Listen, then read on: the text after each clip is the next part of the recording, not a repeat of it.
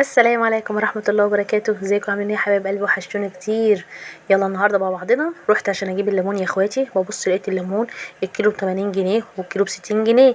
ايه يا جدعان، هو الليمون رايح فين؟ هو الدرجات دي؟ انما احنا داخلين على الشتاء وكل واحد دلوقتي بقى شغال في البرد والكحه والعطس وكل حاجه، بس مش لدرجه الليمون يوصل ل80 و60 جنيه.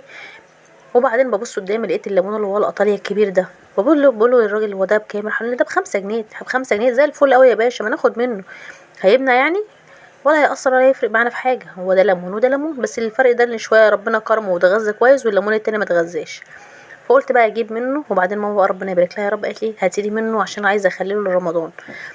بما اننا ما خليناش الليمون الصغير ده فانا هنخليه الكبير. طب هنخليه ازاي؟ تعالوا بقى نشوف نخليه ازاي. لو وصلت معايا في الفيديو لحد هنا ما تنسيش تشتركي في القناه وتفعلي الجرس عشان يوصلك كل جديد. وجربي الليمون الايطاليا دي، فرصه اليومين دول. مش عارفه، في حاجات كتير اليومين دول بتظهر وتختفي بسرعه كده، فانتوا الحقوها قبل ما يخلص.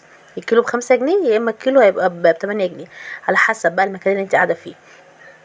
جبنا بقى العصفر مع بعضنا. طبعا العصفر بتجيبيه من عند العطار، وجيبي الملح وتروحي جايبين عليه حبه البركه، بس ما تكتريش في حبه البركه قوي عشان خاطر ما يسمروش. وقلب قلب قلب قلب. وبعدين امسكي الليمونه وقطعيها شرايح كده زي ما الساندي كانت ماسكاها في الاول كده، وريتها لكم. بعد ما قلبناها كده بصوا نقلب الخلطه. ادي حبه فلفل، حبه البركه مع بعضنا حطيناهم اهو. بصوا احنا قطعنا الليمونه ازاي شرايح، كانك هتقطعيها شرنشات كده، ونحطها في طبق او نحطها في البطرمان اللي عندك. احنا الاول رزناها في طبق، بعد كده كانت ماما لسه بتدور على البطرمان فحطيناها على طول فيه بعد كده. بصوا اللهم بارك بجد، يعني طلعنا كميه حلوه. وان شاء الله ان شاء الله نفتح على رمضان مع بعضنا. ربنا يا رب يعود علينا وعليكم بخير يا رب، ويدخلوا على بيتنا كلها بخير ان شاء الله.